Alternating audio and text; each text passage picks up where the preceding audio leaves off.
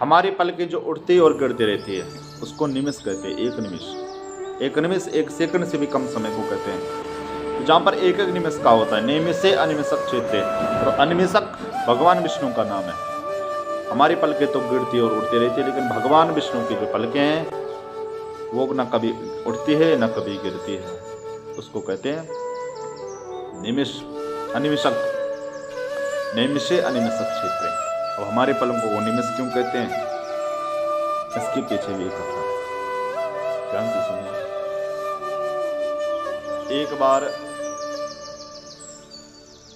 अयोध्या नरेश, भगवान श्री राम की पूर्वज थे अयोध्या नरेश, नाम महाराज निमि। महाराज निमि को एक विचार आया कि क्यों ना एक अच्छा बड़ा यज्ञ किया जाए। तो विचार आया यज्ञ कराने का, तो तुरंत अपने गुरुदेव के पास चले गए, गुरुदेव वशिष्ठ के पास, कि गुरुदेव मेरे को एक विचार मन में आया है, एक संकल्प उठाए कि एक यज्ञ किया जाए। तो गुरुदेव ने कहा बहुत बढ़िया विचार है आपका, तो ठीक है गुरुदेव आप यज्ञ की तैयारी शुरू कर दो, कल जल्दी से जल्दी यज्ञ शुरू कर देते हैं। गुरुदेव ने कहा ठीक है वो सब ठीक है, लेकिन मेरे को तो कल इंद्रलोक जाना है, इंद्र ने बुलावा भेजा मेरे को, कल जाऊंगा, रात वहीं रहूंगा और परसों में वापस आ जाऊंगा। महाराज ने मैंने कहा ठीक है गुरुदेव जैसी आपकी इच्छा, और महाराज ने चले गए अपने महल में। गुरुदेव जी चले गए अगले दिन इंद्रलोक को। अब महाराज ने मैंने पूछा, अब महाराज ने मैंने सोचा कि गुरुदेव ने कहा कि 1 वर्ष बाद आएंगे, 1 वर्ष बाद, नहीं गुरुदेव ने कहा कि 1 दिन में आएंगे, लेकिन धरती पर 1 दिन और स्वर्गलोक में 1 वर्ष बराबर होता है। हमारे जो सूर्य उत्तरायण में रहते हैं 6 महीने उत्तरायण में, तो वो देवताओं के दिन होता है, और जो दक्षिणायन में रहते हैं वो देवताओं की रात होती है। तो एक भर धरती पर 1 वर्ष बीत जाता है, तो स्वर्गलोक में 1 दिन और 1 रात बीतती है। तो महाराज मैंने सोचा कि गुरुदेव अब 1 वर्ष बाद ही लौटेंगे, अब 1 वर्ष में पता नहीं क्या इससे क्या हो जाएगा। तो शास्त्रों में लिखा है कि जो मन में शुभ संकल्प उठे उसे जल्दी से जल्दी पूरा करना चाहिए। ये वाक्य शास्त्रकार ने महाराज जी को याद आ गया, और महाराज ने मैंने देर न करके अन्य ब्राह्मणों को बुलाकर वो यज्ञ संपन्न करवा दिया। 1 वर्ष बाद गुरुदेव वशिष्ठ लौट आए और सीधे महाराज निमि के महल में चले गए। गुरुदेव वशिष्ठ ने कहा महाराज निमि जी आपने कहा था कि यज्ञ करना है, तो चलो अब मैं स्वर्गलोक से आ गया, अब आपका यज्ञ शुरू करते हैं। महाराज ने हाथ जोड़कर कहा महाराज क्षमा करे गुरुदेव, मैंने तो यज्ञ करवा दिया। वशिष्ठ जी ने चौंके कहा क्या यज्ञ करवा दिया? अरे हमारे बिना यज्ञ कैसे करवा दिया, हम आपके कुल पुरोहित है, कुल गुरु है। उस समय कुल पुरोहित कुल गुरु की बड़ी महत्व होती थी, अब नहीं है। हम आपके कुल पुरोहित, आपने हमारे बिना यज्ञ करवा दिया। गुरुदेव जी को क्रोध आया और उन्होंने श्राप दे दिया निमि महाराज को कि जा आज तेरा शरीर ही छूट गया। महाराज ने मैंने कहा धन्य हो महाराज, धन्य हो गुरुदेव। हमारे मन में विचार आया यज्ञ करने का, तो हमने सबसे पहले आप ही को बताया था, लेकिन आपके पास समय ही कहाँ था। आपको तो हमसे भी तगड़ा यजमान मिल गया था, वो भी स्वर्गलोक का राजा इंद्र। आप हमें छोड़कर वहां चले गए। तो गुरुदेव आपको लग रहा होगा कि मैं 1 ही दिन में लौट आए, लेकिन आपकी जानकारी के लिए बता दूं कि यहाँ 1 वर्ष बीत चुका है।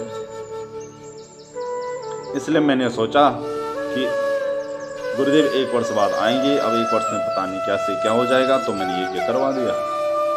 इसमें हमारी कोई गलती नहीं गुरुदेव, आपने हमें बिना सोचे समझे साफ दे दिया है।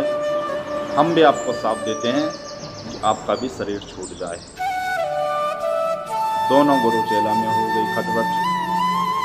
अब गुरुदेव वशिष्ठ ने तो पुनः अपने तपोबल द्वारा शरीर धारण कर लिया, लेकिन महाराज निमि ने पहले तो मंथन किया।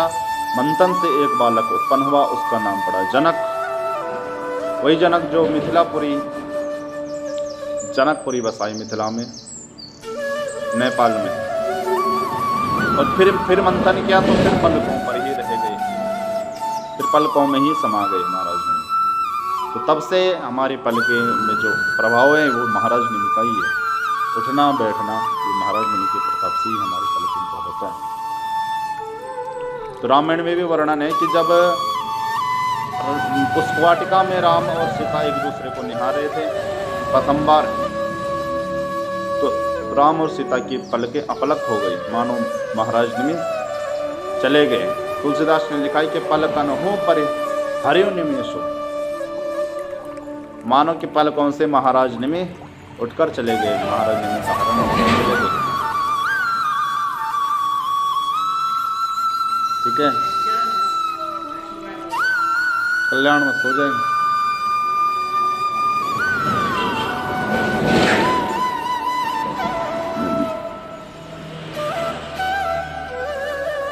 पलकन हो परि हरियो निमेषु,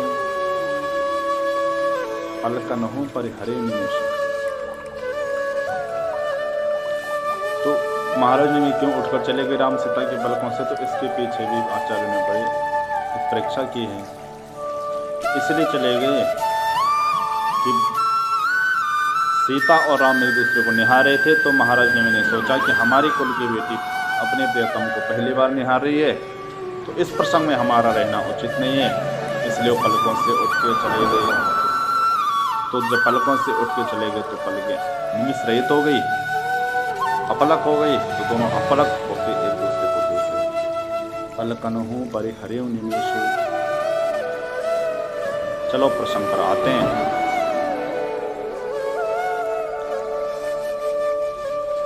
तो इस प्रकार आचार्यों ने बहुत सारे दृष्टांत दिए नैमिषारण्य के। तो चलो प्रसंग पर आते हैं कि नैमिषारण्य में बरगद के पेड़ के नीचे श्री सूत जी को व्यासपीठ पर बिठाया गया। बरगद पेड़ की विशेषता यह है कि बरगद का पेड़ गर्मियों में ठंडाहट देता है और ठंडियों में गर्माहट देता है। तो श्री सूत जी महाराज जो आयु में सब ऋषियों में से छोटे हैं, 88,000 शौनक आदि 88,000 ऋषियों सबसे छोटे आज श्री सूत जी, उनको व्यासपीठ पर बिठाया गया। और जो आयु में सबसे वृद्ध है वो मुख्य श्रोता बनकर श्री शौनक जी महाराज बैठे हैं। श्री सूत जी महाराज की विशेषता क्या है कि मविवाद्या महामतिन, जो माँ शारदा के माँ सरस्वती के अनन्य उपासक महान बुद्धि वाले हैं, ऐसे श्री सूत जी महाराज हैं। और श्री शौनक जी महाराज की विशेषता है कि कथामृत रसस्वाद कुशलः, भगवान की कथामृत के रसस्वादन करने में परम कुशल है। तो श्री सूत तो सर्व शौनक आदि 88,000 ऋषि सूत जी सहित सुबह सबसे पहले यज्ञ करते थे, हवन अपनी पूजा आदि करते थे, उसके बाद मध्याह्न से अपना कथा आरंभ करते थे। श्री सूत जी महाराज व्यासपीठ पर बैठे हुए हैं और शौनक जी मुख्य श्रोता बनकर, और आदि अनेक 88,000 ऋषि बैठे हैं। तो शौनक जी महाराज श्री सूत जी महाराज को प्रणाम करके कहते हैं कि अज्ञान ध्वांत विध्वंसा कोटि सूर्या शम प्रभा, सूतख्या हि कथा सारम मम कर्ण रसा। हे सूत जी महाराज,